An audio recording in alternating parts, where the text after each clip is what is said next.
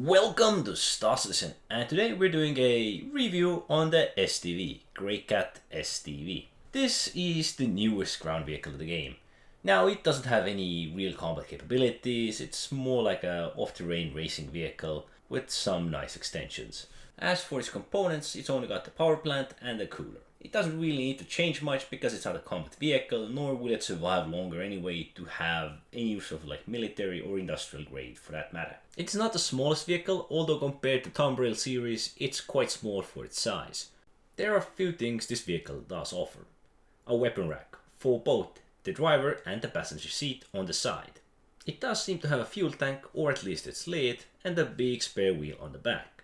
Another interesting part about this vehicle is that you can actually access the vehicle's inventory from the back, which can be quite nice. It's not too big, although you can store your weapon or quite a few items here if you do wish so.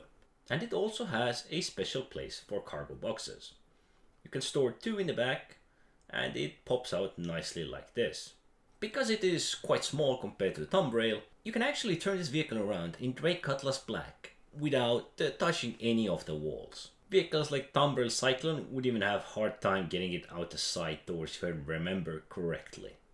For my maximum speed on this moon I got roughly 40 kilometers an hour. Now the moon does affect it quite a bit, like there are little jumps and kicks and hills that can force you to jump and lose some of that speed, but roughly the 39-40 is its maximum speed.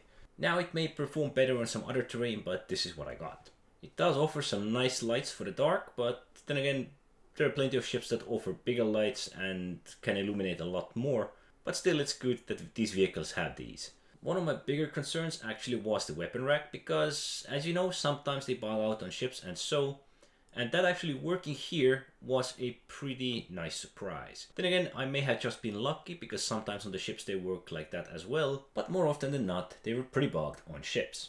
Another question I had was of course storing the boxes, because sometimes these things can bug out as well as placing them, which can be quite annoying if you need to do it 10 times in a row. But eventually if we get it in there and actually get it to work, that would be beautiful. Now we can actually push this button once again and it will push it all deep inside the vehicle, so no one can really see what boxes or what you have back there. When moving backwards, it goes around 24 kilometers an hour, so it's not too fast, but it is still going better than some of these other vehicles.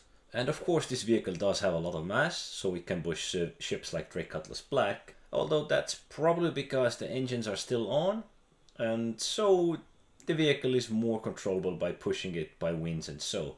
But I'm guessing the landing gear is somewhat keeping me from pushing it onwards. It's somewhat nimble machine that does feel comfortable. Sadly, there is no gameplay for vehicles at the moment, there is no use for them.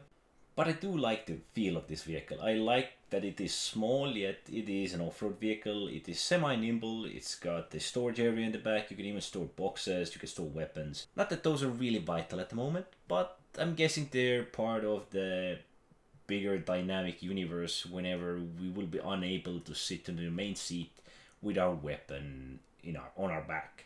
But it's also not too special. It's just small, nimble, slightly more agile than the Tumbrils, and it does feel like a great little vehicle.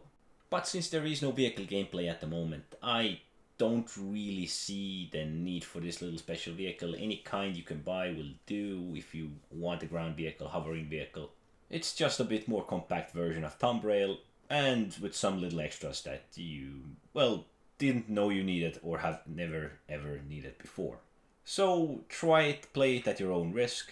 Personally, I like it. It's a little this agile version, as I've said, but then again, it's not too special. It's just some of these nifty features it has, like the inventory, the weapon rack, storage area, all of that. Anyway, thanks for watching.